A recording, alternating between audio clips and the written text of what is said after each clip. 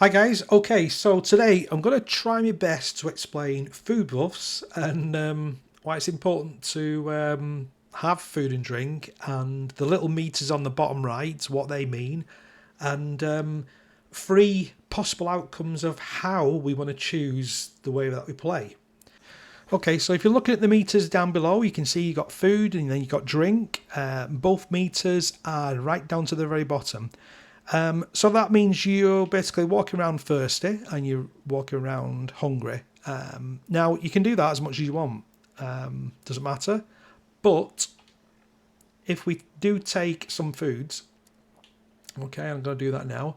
So if I take a roast, some stew, meat pie, you'll see that the food starts going up. Okay, and if I start taking some drinks. Okay, and they're fully boosted now. And if we go to stats, you'll see that we've got something that says 100% fully fed, max HP plus 35, strength plus 1, and disease resistance plus 35. We've also got another one that says 100% water, also say drink, and that's fully hydrated. So it gives us AP regen, endurance plus 1, and disease resistance plus 35. So if you combine them two together, if you don't have them, you're not playing the game as well as you could do, and you're also going to be more resistant to, well, going to get more chance of diseases. You're not going to be able to carry as much stuff. You're not going to be able to walk as much for as fast as you want. And AP regen, that's on the bottom right. That's when you're jumping and that sort of thing. You can see, or if you're running. I can't do run at the moment because I'm actually overweight, but you can see the AP meters going down quite quick off using the VATs, that sort of thing. And that's when you're not playing the game as well as you could do. Okay, so that's the fully fed and fully hydrated. Now, as that goes down, you'll notice the numbers go down as well. So your HP goes down, your strength would go down, AP regen would go down, endurance would be non-existent. And if you want to see their numbers there, if you go into special, you can see there all the different numbers. Okay, magic. So if I go into my Pit Boy and then go to stats and then effects, and we're actually looking at the moment where it says Chameleon Serum. And what that is, Chameleon is a serum that we've taken which will cause something to change. Now, at the moment, I've got lots and lots of different foods, and you'll see specifications on there is 2 rads, HP at 25, luck at 1. And then Scotch beef steak, and that one is damage resistant at 15, HP at 200. And what we can actually do is we can double up on the effects of everything in there. But we've got a choice to make, because although we've got meat items, we've also got vegetarian food, or as it's known in the game is herbivore. And if we go to aid, we've actually got a carnivore serum. The benefits of eating meat are doubled, and your chance of contracting disease from meat is reduced. You get no benefit from eating vegetables. Okay, so at the moment, I can eat vegetables and I get a bonus, or I can eat meat and I get a bonus. But both bonuses can be doubled if I want to choose between a carnivore serum and a herbivore serum. So what I'll do right now, I'll choose herbivore and I'll show you the difference. Okay, so Silt bean puree, damage resistance at 15, HP at 60. And then I'll take the herbivore serum, come back to that, and we've got damage resistance at 30, HP at 120. So it actually has doubled.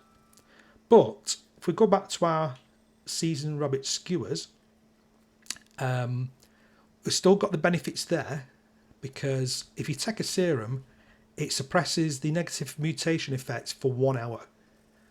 So after 1 hour, I'm just going to be a herbivore, and I'm basically going to have 2 times the benefits of that, but I'm not going to have the ability to take anything from meat items.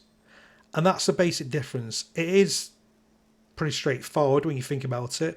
Choose herbivore for anything vegetables, or choose carnivore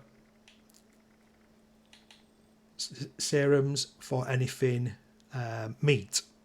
Now, if you're good enough to be able to get these serums, and you make serums in the chemistry lab with lots of different ingredients, it's like an end game item, then you can suppress the effects for 1 hour, or if you haven't, then you're going to choose between having no serum, no carnivore or herbivore, or choosing carnivore or the herbivore. So we want to think about what we want to do with regards to that, and it's pretty straightforward. You just take a serum. The next thing you have to do is go to luck, and you have to have a perk card, which is going to be, let's get that where it is, starch genes, and you'll see there, you'll never mutate from rads and radaway, will never cure mutations. So once you get a mutation, that's pretty straightforward. You'll stay that way as long as you have this perk card on. And if you want another perk card, if you've got the enough numbers in luck to be able to have the second perk card, there is another one as well which you can take, which is called Class Freak, and that one suppresses the negative effects of the mutations as well. Okay, so them two sort of work together, so you need at least 5 in luck. Okay, so pretty straightforward. What food is it? Is it meat or is it vegetables? That's straightforward for food. You've also got drinks as well. So for example, fern flower tea, and you've also got aster tea, that sort of thing. And you can see that these are vegetables, so these are going to be affected as well. And you've also got oil, and you've got sweet blend, so that isn't anything because it doesn't mention that it's a food, a vegetable or a meat, so that wouldn't be affected. Same with syrup. If it doesn't mention that it's like this one here, that's hound. Okay, so that's going to be meat.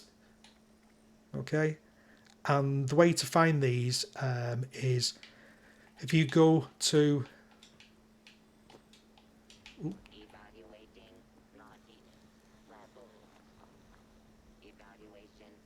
if you go to your grill, and then as long as you have the recipe for the item, for example, meat,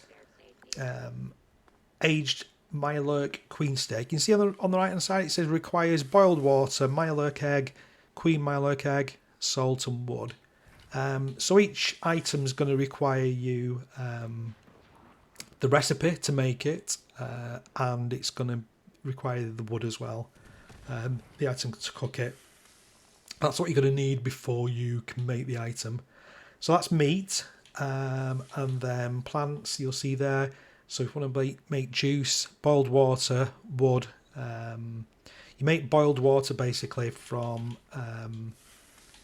dirty water. You get dirty water from things like this. I've got this big railroad water tower, or you can get it from the ground as well. As you can see there, you can collect it that way. Here's my vegetables there to collect, and then wood. I've got a wood pile, I think, knocking about somewhere in the camp. I've got honey here, which I can collect from my beehive.